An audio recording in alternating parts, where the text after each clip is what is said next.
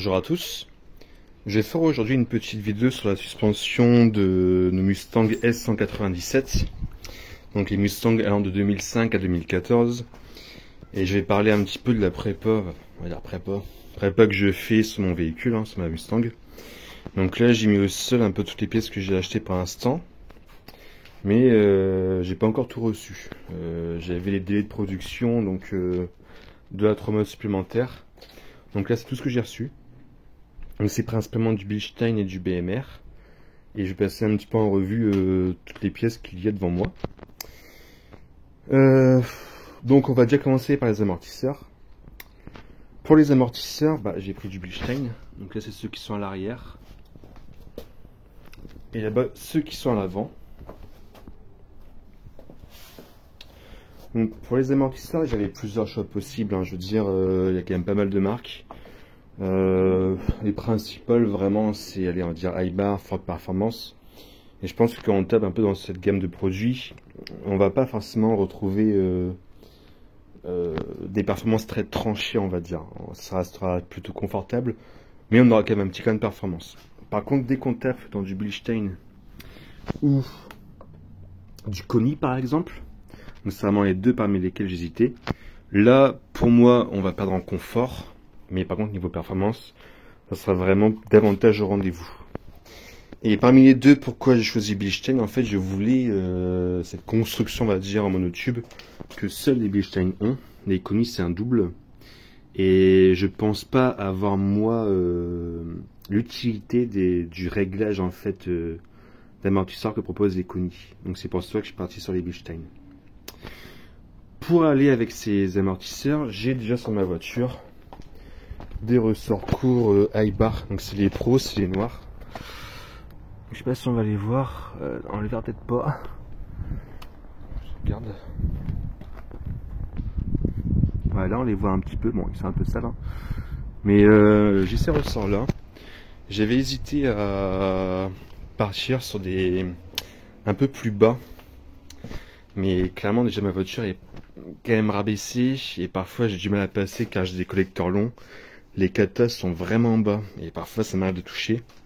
Donc je me dis que bon, ce que j'ai actuellement c'est déjà très très bien.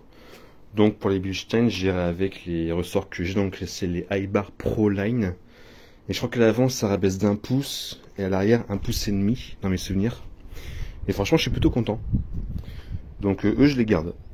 Ensuite pour aller avec les amortisseurs, j'ai des coupelles ici réglables de chez Stida. Donc voilà.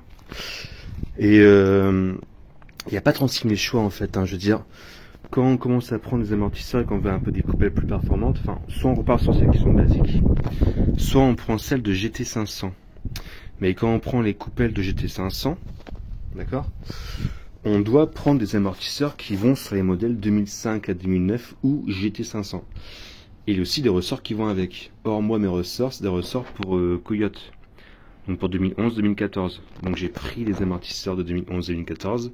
Donc j'ai pris aussi des coupelles qui vont sur les modèles 2011-2014.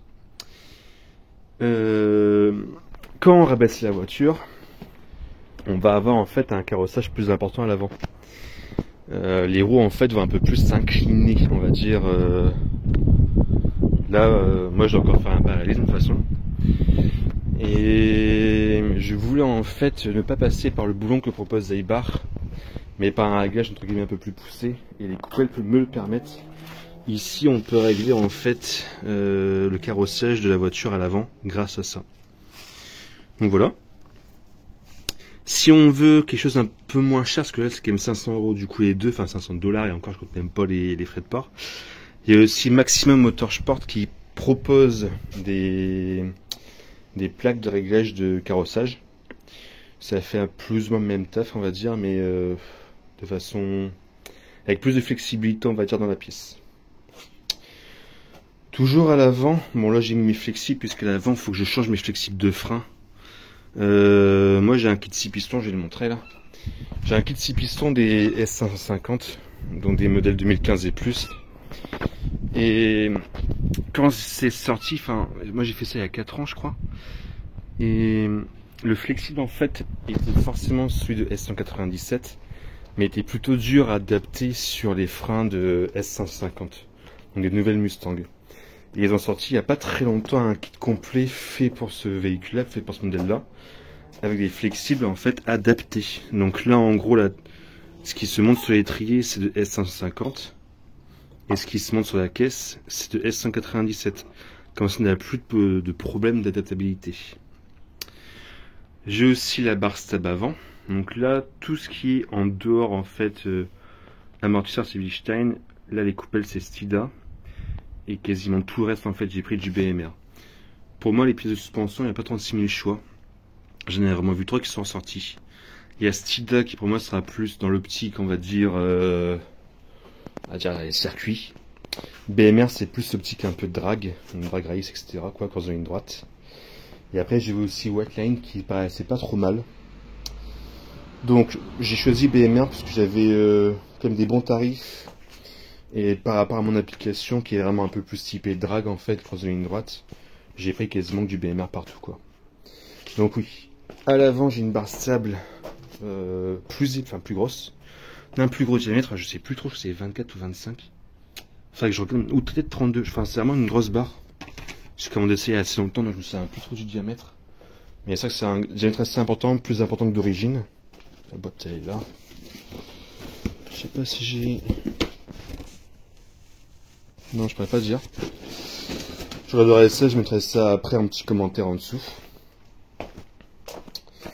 Et c'est le bar du coup réglable en 4 points. Là, je le vois ici. 1, 2, 3, 4. Et ça permet du coup d'avoir une plus grande rigidité dans le châssis. Au moins de mouvement, on va dire gauche-droite. Enfin... Donc, en fait, j'ai fait du circuit il n'y a pas si longtemps que ça. Je l'ai fait pas si souvent, en 2-3 fois. Et vraiment, je sentais que le train avant était complètement dépassé. Énormément de sous-virages, beaucoup trop en fait de mouvements de caisse. Hein. Là, sur la voiture, j'ai pas grand-chose. Hein. J'ai juste du coup les ressorts courts. Et j'ai la barre Panhard à E-bar. Et le ressort, c'est aussi E-bar. Mais vraiment, la voiture était dépassée en fait. Difficulté à la mettre dans les courbes, trop de sous-virages, trop de mouvements de caisse à l'accélération au freinage. Donc je me suis vraiment dit qu'en changeant quasiment tout le châssis, je gagnerais pas mal de performance, car là, c'est ma voiture, il ne reste plus grand chose à faire. Hein.